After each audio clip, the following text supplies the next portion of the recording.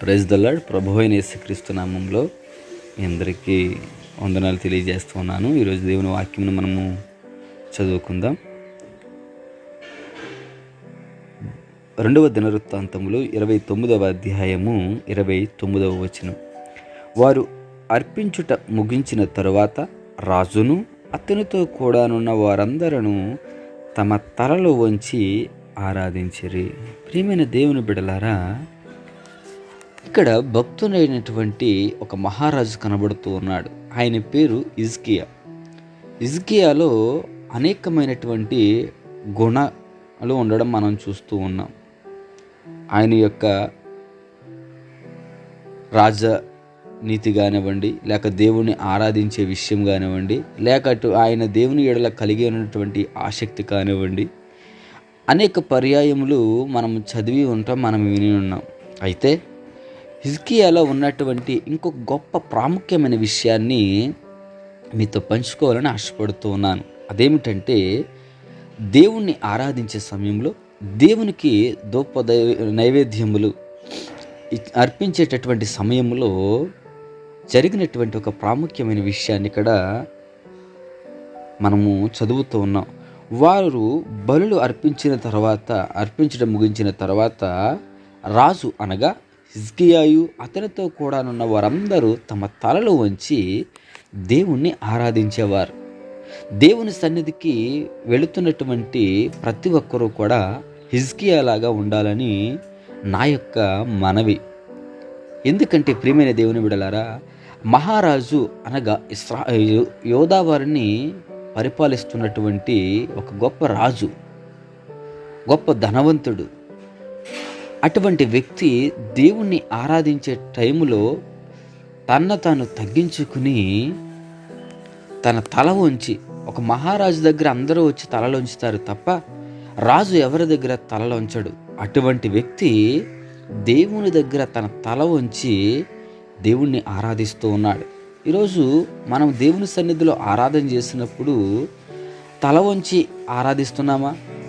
చాలామంది అనుకుంటారు, ఇదేంటి గొప్పగా చెప్తున్నాడు ఈ పాస్టర్ గారు, తల వంచి ఏంటి, తల పైకెత్తి ఆరాధించకూడదా?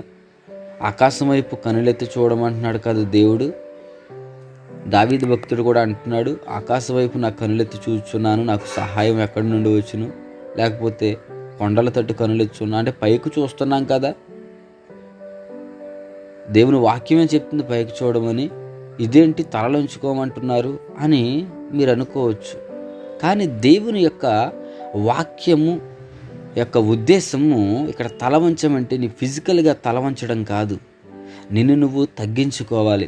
దేవుని సన్నిధిలో మనము తగ్గించుకున్నప్పుడు దేవుడు మనలను హెచ్చిస్తాడు.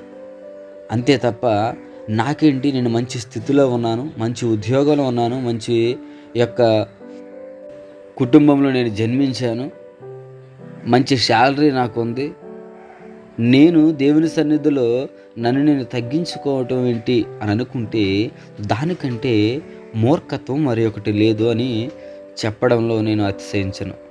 ప్రియమైన దేవుని బిడ్డలారా, జాగ్రత్తగా అర్థం చేసుకుందాం దేవుని వాక్యం. ఈరోజు దేవుని సన్నిధికి వెళుతున్నటువంటి ప్రతి ఒక్కరూ మనల్ని మనం తగ్గించుకోవాలి.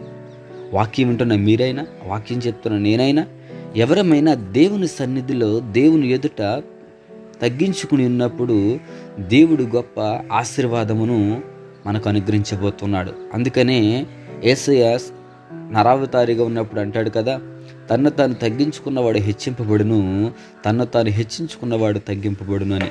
కనుక దేవుని వాక్యం వింటున్న ప్రియ సహోదరి సహోదరుడా, నిన్ను నువ్వు తగ్గించుకున్నప్పుడు దేవుడు హెచ్చించడానికి సిద్ధంగా ఉన్నాడు.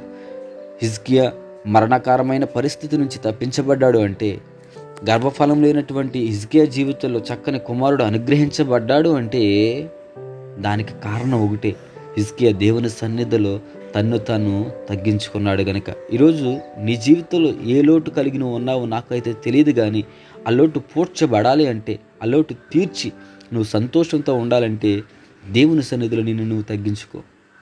అప్పుడు దేవుని యొక్క గొప్ప మేలును నువ్వు అనుభవిస్తావని దేవుని సేవకునిగా నేను చెప్తున్న మాటలు ముగిస్తున్నాను. ప్రార్థన చేసుకుందాం. పరిశుద్ధుడా, నీకే స్తోత్రములు నాయన.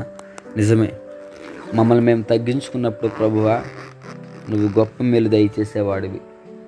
సొలొమోను ద్వారా కూడా అంటున్నావు, నీ ప్రజలు తనను తను తగ్గించుకున్నప్పుడు వారికి నువ్వు చేయదలిచిన మేలును చేయకుండా మానవ ప్రభువా అని. అటు రీతిగా అయ్యా నీ బిడ్డలు తగ్గించుకుని దేని కొరకు ఎదురు చూస్తున్నారు? ఉద్యోగం కోసం ఎదురు చూస్తున్నారా?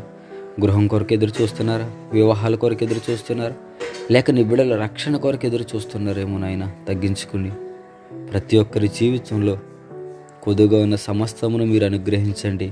నీ నామానికి మహిమ తెచ్చుకోండి. నీ బిడ్డల ద్వారా అనేకులు ప్రభువా నీ యందు విశ్వాసం ఉంచి నీ సన్నిధిలో నడిచే గొప్ప భాగ్యము ప్రతి ఒక్కరికి మీరు అనుగ్రహించండి.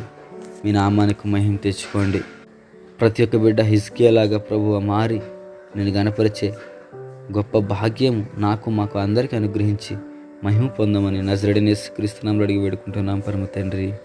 ఆమేన్. God bless you all.